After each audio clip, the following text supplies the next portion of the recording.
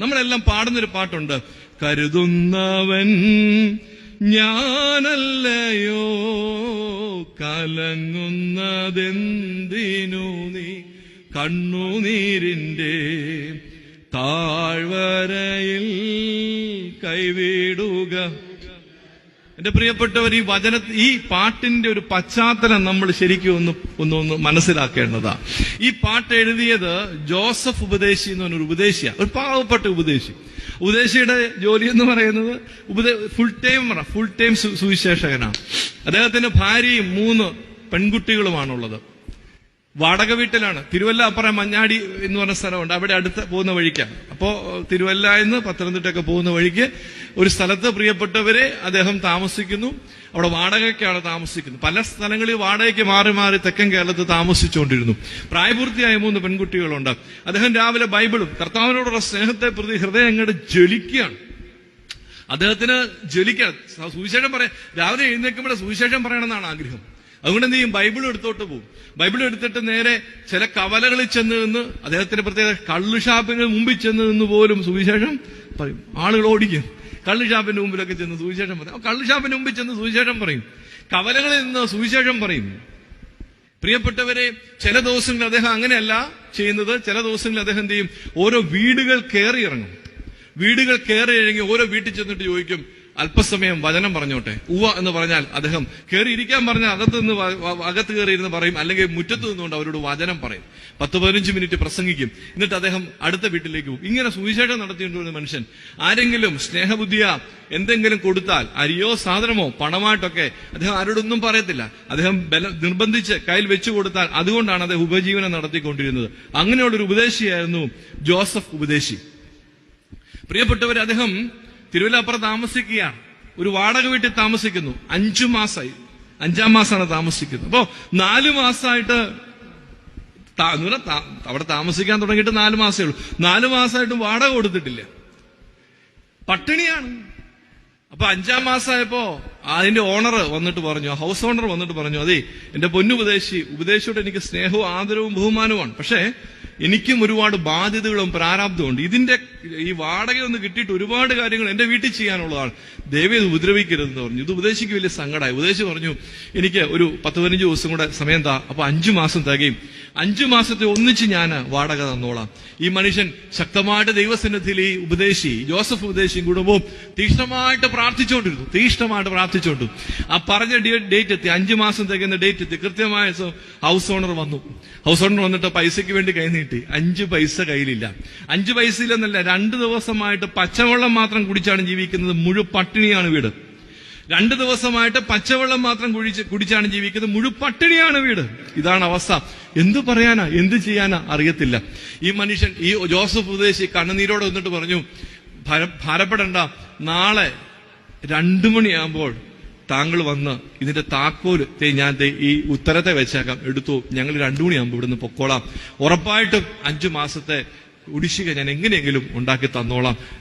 താങ്കൾ ഭാരപ്പെടേണ്ട, നാളെയും കൂടി ഞങ്ങൾ ഈ വീട്ടിൽ നിന്ന് ഇറങ്ങിപ്പോളാം. പ്രിയപ്പെട്ടവർ, അദ്ദേഹം ഒന്നും മിണ്ടാതെ തിരിച്ചുപോയി. ആ നിമിഷം മുതൽ മുട്ട നിന്ന് പ്രാർത്ഥിക്കുകയാണ് കുടുംബം. ദൈവം ഒരു അത്ഭുതം പ്രവർത്തിക്കും. പക്ഷെ ഒരു അത്ഭുതം പ്രവർത്തിച്ചില്ല. പ്രത്യേകിച്ച് അത്ഭുതങ്ങളൊന്നും സംഭവിച്ചില്ല. പിറ്റേന്ന് ഉച്ചയ്ക്ക് 2 മണി, അപ്പൊ ഭക്ഷണം കഴിച്ചിട്ട് 3 ദിവസം അന്നേരം. ഉച്ച കഴിഞ്ഞ് 2 മണി സമയമായപ്പോൾ പ്രത്യേകിച്ച് ഒന്നും സംഭവിച്ചില്ല. അദ്ദേഹവും കുടുംബവും, അദ്ദേഹം ഡ്രസ്സൊക്കെ, തുണി സാധനങ്ങളൊക്കെ എടുത്ത്, വലിയ ബാഗൊന്നുമില്ല, ഭാണ്ഡക്കെട്ട് പോലെ മറ്റു വലിയ തുണിയിൽ ബെഡ്ഷീറ്റിൽ കെട്ടി ഇദ്ദേഹവും ഭാര്യയും 3 മക്കളും കൂടെ വീട്ടിൽ നിന്ന് ഇറങ്ങി.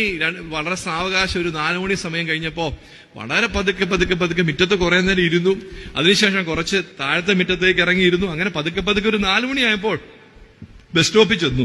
എങ്ങോട്ട് പോകണമെന്നറിയത്തില്ല. എങ്ങോട്ടെങ്കിലും പോണേ തന്നെ വണ്ടിക്കൂലിക്ക് നയാ പൈസ കയ്യിലുമില്ല. ബസ് സ്റ്റോപ്പില് ജോസഫ് ഉപദേശിയും ഭാര്യയും 3 മക്കളും കൂടെ, അതും പ്രായപൂർത്തിയായ 3 പെൺകുട്ടികളും കൂടി ഇരിക്കുക. ആളുകളൊക്കെ പോകുന്നവരൊക്കെ കണ്ട് ചിരിക്കുകയും ഉപദേശി എവിടെ പോവാന്നൊക്കെ ചോദിക്കുകയും ചെയ്യുന്നുണ്ട്. അതിനപ്പുറത്ത് ആളുകൾ അടുത്ത് വന്നൊന്നും ചോദിക്കുന്നൊന്നുമില്ല. സന്ധ്യയാകും തോറും ഉപദേശിയുടെ കണ്ണിൽ നിന്ന്, അദ്ദേഹത്തിന്റെ സാക്ഷ്യം എങ്ങനെയാണ്, കണ്ണിൽ നിന്ന് ശരിക്കും ചോരയാണ് വരിക. കണ്ണുനീരല്ല, ചോരയാണ്. കണ്ണുനീര് വറ്റി. എന്ത് ചെയ്യും അറിയത്തില്ല. തമ്പുരാനെ മാത്രം മുറുകെ പിടിച്ചുള്ള ജീവിതം എന്ത് ചെയ്യും അറിയത്തില്ല. ഇരുട്ടി തുടങ്ങി. ഈ സമയത്ത് ആ നാട്ടിലെ ഇത് പുതുപ്പണക്കാരനായ മനുഷ്യൻ, എന്തിനാ പക്ക കർഷകനായിരുന്നു. മക്കള് 2 പേര് മിടുക്കരായിരുന്നു. മൂത്തവൻ പഠിച്ച് സ്കോളർഷിപ്പ് കിട്ടി അമേരിക്കയ്ക്ക് പോയി, നല്ല ജോലി കാര്യം പഠിച്ചു ജോലിയായി. ഇളവനെ കൊണ്ടുപോയി, അവനും അവിടെ നല്ല ജോലിയായി. മൂത്തവന് അവിടെ നല്ല രീതിയിൽ നല്ല അവിടെ വീടായി, നാട്ടിലൊരു ഭയങ്കര വീട് വെച്ചു. അനിയനും തൊട്ടിപ്പുറം മറ്റൊരു വീട് വെച്ചു. 2 വീട്, വീടിൽ നിർത്തി 2 വീടായി. സ്ഥലമൊക്കെ കുറെ മേടിച്ചു. മൂത്തവൻ വിവാഹം കഴിച്ചു. ഈ സാഹചര്യത്തിൽ നല്ല സമൃദ്ധി ജീവിക്കുന്ന ഒരു മനുഷ്യൻ, എന്നാൽ ദൈവാശ്രയമുള്ള മനുഷ്യനാണ്. ഇദ്ദേഹം ഇടയ്ക്ക് ഉപദേശി ആ വീടിന്റെ വാക്കുകൂടെ പോകുമ്പോൾ വീട്ടിലേക്ക് വിളിച്ചു കയറ്റി വചനം കേൾക്കുകയും അദ്ദേഹത്തിന് ചില സഹായങ്ങളൊക്കെ ചെയ്യുകയും ചെയ്യുമായിരുന്നു. അപ്പൊ ഈ ഉപദേശി അദ്ദേഹം ഇടയ്ക്ക് തന്റെ ഒരു വേലക്കാരനെ കൊണ്ട് നടന്നു പോകുന്ന വഴിക്ക് ഈ ബസ് സ്റ്റോപ്പിൽ ഇങ്ങനെ ഈ ഉപദേശിയും കുടുംബം ഇരിക്കുന്നതൊക്കെ കണ്ടു.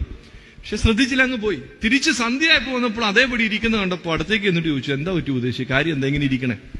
അതേപോലെ ഒന്നുമില്ല. ഉപദേശി കാര്യം പറ, എന്നെ വിഷയം പറഞ്ഞു. ഇങ്ങനെ വീട്ടിൽ നിന്ന് ഇറങ്ങിപ്പോരേണ്ട വന്നു, ഒരു പോക്കടയില്ല, നയാ പൈസ കയ്യിലില്ല, എങ്ങോട്ട് പോകണമെന്ന് അറിയത്തില്ല. പെട്ടെന്ന് ഇദ്ദേഹം ഒരു ചിരി ഇരിച്ചിട്ട് പറഞ്ഞു, എന്റെ പൊന്നു ഉപദേശി ഇത്രയും കാര്യമുള്ളൂ. ഈ മനുഷ്യൻ തന്നെ ഒരു ഭാണ്ഡക്കെട്ടിങ് എടുത്തു, ഇവരുടെ ആ സാധനങ്ങളുടെ ഭാണ്ഡക്കെട്ടെടുത്തു.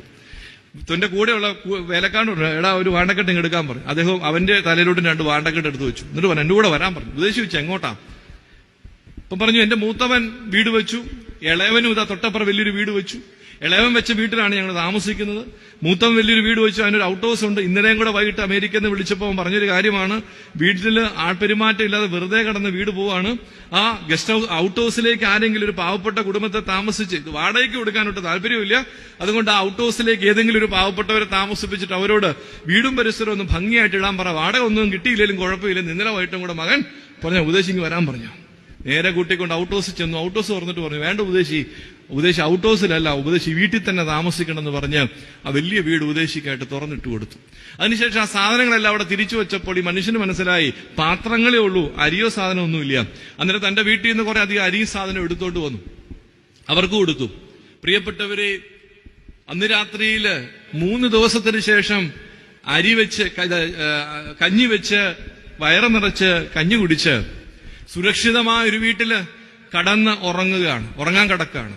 ഭാര്യയും മക്കളും വളരെ വേഗത്തിൽ ക്ഷീണം കാരണം കൂർക്കം വലിച്ച് ഉറങ്ങാൻ തുടങ്ങി. പക്ഷെ ഇദ്ദേഹത്തിന് കടന്നിട്ട് ഉറക്കം വരുന്നില്ല.